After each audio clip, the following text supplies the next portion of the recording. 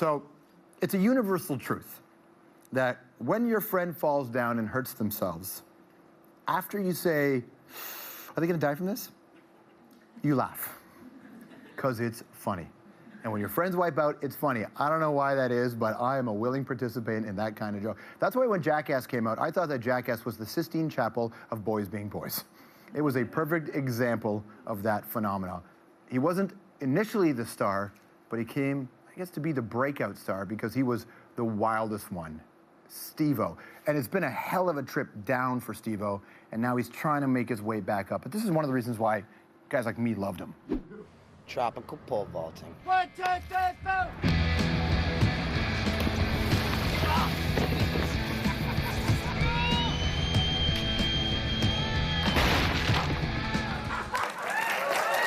So good. It's so good. I spent a lot of time watching Jackass, and I don't regret a single second of it. I think I'm a better person for it, for experiencing it. But Steve-O's got more stuff going on as well. Now he's got the show called Killer Karaoke. Take a look at this. Right now, he's probably slow dancing with a bleach blonde tramp, and she's probably getting frisky. Right now, he's probably buying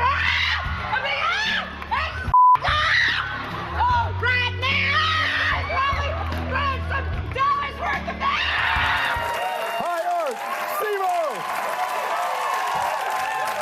Nice to see you, buddy. Hey, thanks for coming. You got another one? Yeah. Nice to see you. Nice to see you too, man. How you been? I've been great. Congratulations on the new show. It's a funny show too, man. I appreciate it. It's just as silly as can be, but people love the misfortune of others, and you know. It's got to be fun for you that when you know that society is celebrating the misfortune of others, this time they're not really celebrating the misfortune of you. I know. I'll never forget being asked what it was like for the first time, because I really never thought about it, you know, like, how do I feel about being on the other end of the crazy stunts? And my answer just came to me. It's like an erection lasting more than 4 hours.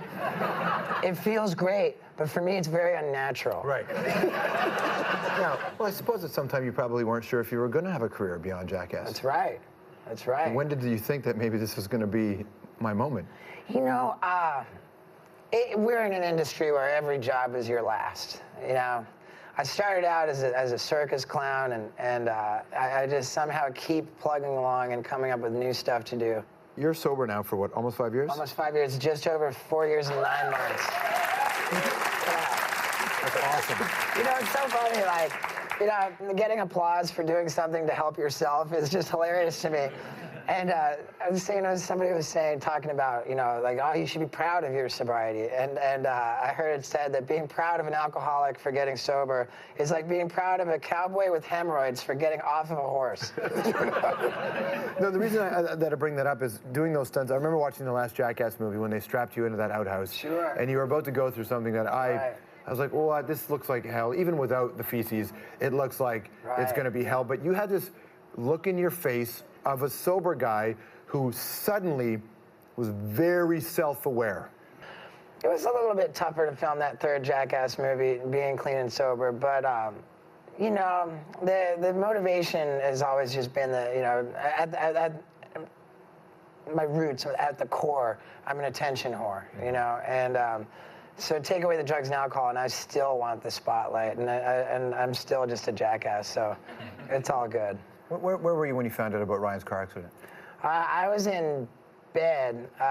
It was 5-something in the morning, and I got a call from someone at TMZ asking me if I could confirm, you know, if I could confirm the death of my friend. I was just waking up, and I didn't know what was going on. It still kind of bothers me that that phone call in general just kind of bothers me. But yeah, that's where I was at. I was just asleep. So it was the tragedy is what it is, and it is that. You know, what did you think of the reaction? I don't know how much I would. I think that the reaction was one of kind of disbelief, because I think to look at what we've done on Jackass. kind of created a sort of false impression that we're invincible somehow. You know, we've gotten away with like so much life-threatening, crazy stuff. You just can't imagine us actually not surviving something. I was thinking about you and so much of those guys. It just seemed like it's such a great group of friends, and there's lots of parties. And I know even when I stopped drinking, it was one of these things where you're like, you can't really hang around that much because you don't want to go to bars all the time. What's that been like for you, that transition?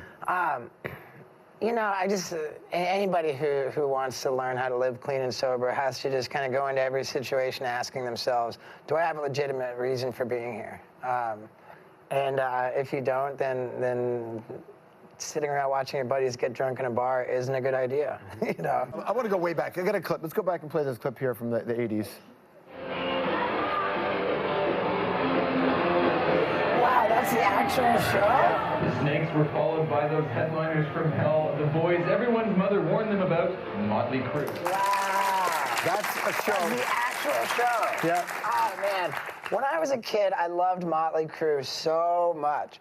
I mean, I had all on my walls. This is when I lived in Toronto. Yeah.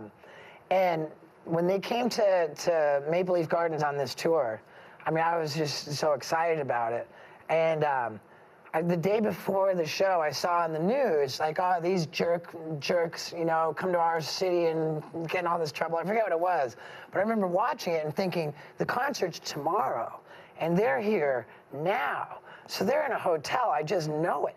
And, you know, they're in a hotel. So I went running to my room, and I checked for, because I guessed that they would check into a hotel under the name of their manager. Doc McGee. Doc McGee, and that's what it said. I looked in all my little tape sleeves, and it said the same manager on every album. So I said, Doc McGee's the guy. So I went running down to the kitchen, and I opened up the Toronto Yellow Pages to a hotel, and I proceeded to call every single hotel in metropolitan Toronto, starting from the top of the list. And I just asked, can you please put me through to Mr. Doc McGee's room, please? And it was incredible. My mom was just furious because I was tying up the phone. But my dad had never seen me this motivated to really do anything. And so my dad said, honey, I said, Mom, I'm calling Motley Crue. And dad said, honey, you know, led the kid. And I probably spent 3 hours doing it. I finally got through. And this guy answered the phone, and I said, hello, is that Doc McGee? And he said, no, this is his brother, Scott. Who's this? And I said, is it Motley Crue? No way.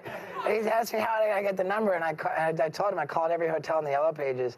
And he said, dude, that's awesome. He says, how would you like it if I put your name on the list for backstage passes? And I could get you tickets in the 5th row in the center. So there I was, and I got my picture taken with Tommy Lee and Nikki Sixx after the show. You got it there? I do. We'll put it on. Yeah. Here we go. Okay, here I am. You go up, go up.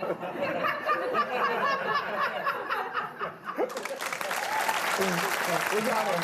Okay, and as Nikki Sixx in here with Tommy Lee. Tommy Lee and I both look like young girls. Congratulations on everything, top to bottom. Well done. Thank you, brother. His stand-up dates, you got to go check them out. SteveO.com. SteveO.com. We'll be right back.